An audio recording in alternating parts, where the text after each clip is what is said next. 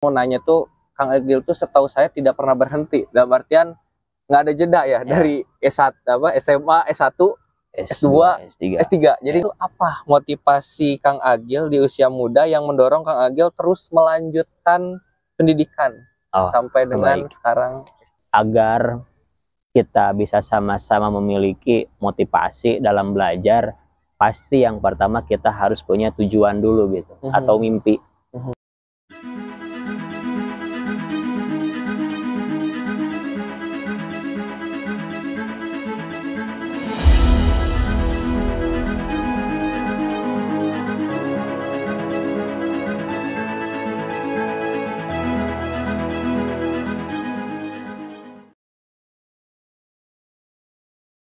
Oke, Kang Agil. Sekarang kita ke ini ya, Kang Agil. Karena aktivitas Kang Agil ini selain menjadi dosen juga jadi mahasiswa, sekaligus jadi mahasiswa, tapi mahasiswanya mahasiswa S3 ya. Berarti mahasiswa pasca sarjana. Pasca sarjana. Oke, mahasiswa pasca sarjana. Nah, Kang Agil, ini saya yang mau nanya tuh, Kang Agil tuh setahu saya tidak pernah berhenti. Dalam artian nggak ada jeda ya, dari S1, SMA, S1, S2, S3. Jadi nggak ada jeda. Nah, yang ingin jadi pertanyaan tuh apa motivasi Kang Agil di usia muda yang mendorong Kang Agil terus melanjutkan pendidikan sampai dengan sekarang S3? Yang pertama saya ingin disclaimer ya, maksudnya semoga tidak dianggap sebagai sombong gitu. Iya. Nggak apa-apa kan, ini bedah peran, jadi peran dosen ya saya Kang Agil. Motivasi saya itu yang pertama, saya ingin memanfaatkan masa muda dengan seoptimal mungkin saja, Kang, gitu. Karena masa muda itu kan bisa dibilang waktunya sangat strategis ya gitu, walaupun kita keuangan belum stabil gitu, dan idealisme masih tinggi. Nah, saya ingin mengoptimalkan hal itu untuk meraih yang mimpi pribadi mungkin ya, ingin mencapai gelar doktor gitu. Sebelum umur 30 tahun. Kenapa? Karena agar bisa fokus saja gitu, bisa fokus kepada pekerjaan nantinya gitu, Kang. Ketika sudah menyelesaikan gelar doktor, dan juga ketika nanti saya punya anak pun, saya tidak akan terlalu dibagi perak waktu gitu. Entah harus bekerja, entah harus sekolah, entah harus memenuhi kewajiban saya sebagai kepala rumah tangga gitu kan. Nah, itu saja yang menjadi motivasi eksternalnya gitu. Tetapi yang paling inti mungkin saya ingin bisa dibilang membanggakan orang tua saja gitu. Itu yang paling inti, karena ayah saya kan terakhir pendidikan itu adalah S2 ya. Dan itu selalu ada paradigma yang dibangun kan, bahwa anak itu harus lebih daripada orang tua. Orang tua sebagai bentuk cerminan dari orang tua yang berhasil kan gitu. Nah, itu saja yang ingin saya wujudkan gitu.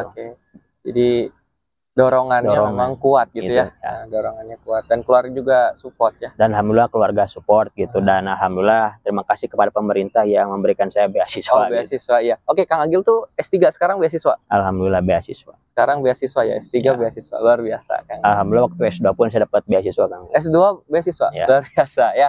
Jadi bagi teman-teman mungkin nanti bisa menjadi inspirasi gitu ya, Kang Agil ini dengan semangat belajar yang luar biasa dari S1, S2, S3 terus-terusan belajar, tapi tidak pernah tuh berkata bahwa bosan belajar. Nggak ada istilah bosan belajar, karena kita adalah pembelajar sepanjang hayat. Jadi sampai kapanpun pada dasarnya kita terus belajar.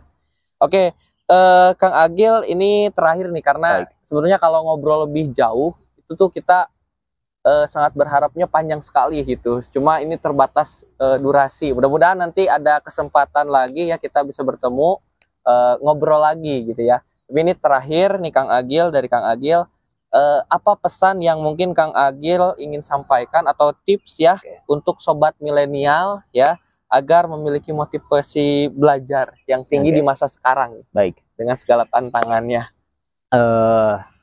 Izinkan saya untuk sedikit men-share ya gitu, atau berbagi lah. Dan juga bukan untuk maksudnya menggurui gitu, tapi kita sama-sama belajar. Untuk generasi milenial itu, agar kita bisa sama-sama memiliki motivasi dalam belajar, pasti yang pertama kita harus punya tujuan dulu gitu, atau mimpi.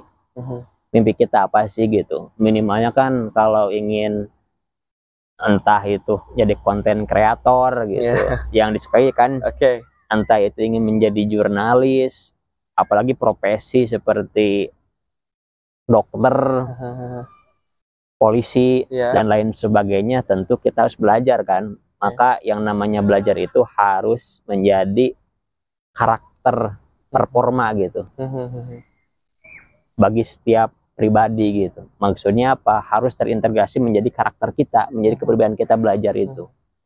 Dan yang kedua, saya yakin manusia itu pasti ada malasnya, dan pasti ada up dan down, itu adalah wajar. Dan itu saya pun tidak dimungkiri selalu mendapatkan hal itu gitu. Tapi ketika kita mendapatkan itu, kita harus kembali, apa sih tujuan kita, apa sih motivasi kita, dan apa sih keinginan kita. Dan itu adalah yang harus menjadikan kita kembali kepada tujuan awal. Dan yang terakhir, yang paling penting itu jangan pernah lupa akan kewajiban kita sebagai umat yang memiliki kewajiban-kewajiban tertentu gitu, dalam konteks agama, entah dalam konteks kemanusiaan. Belajar sepanjang hayat itu bukan menjadikan kita sebagai individu yang sombong, ataupun individu yang kalau kata Sunda itu apa ya, kebalinger mungkin ya, tapi menjadikan kita lebih apa ya, lebih merunduk lah gitu kalau dalam konteks ilmu PD. Maksudnya apa? Semakin kita memiliki motivasi dan juga memiliki keinginan untuk belajar, ya berarti semakin keras juga usaha kita, termasuk penghormatan kita kepada entah itu orang tua maupun orang yang berjasa bagi hidup kita gitu. Karena ya kita makhluk sosial, tidak bisa hidup tanpa orang lain gitu. Itu saja mungkin. Jadi adab ya. Adab. Apa namanya, karakter dalam konteks motivasi belajar. Tadi Kang Agil sudah dijelaskan seperti itu ya, agar kita memiliki semangat belajar yang konsisten lah ya, tinggi gitu ya. Oke, Kang Agil, mungkin itu saja untuk video kali ini ya. Kang Agil, hatur nuhun pisan, terima kasih Kang Hatur nuhun atas waktunya Kang Risman. Meluangkan waktunya. Ini Kang Agil tuh pulang bekerja ya, langsung saya todong lah supaya mau berbagi kepada sobat milenial semua gitu ya. Karena kebetulan kebanyakan dari subscriber sobat milenial ini adalah pelajar. Kang. Amin. Oke. Terima kasih Kang Agil, terima kasih sobat milenial semua. Itu saja untuk video pada kesempatan kali ini. Terima kasih. Wassalamualaikum warahmatullahi wabarakatuh.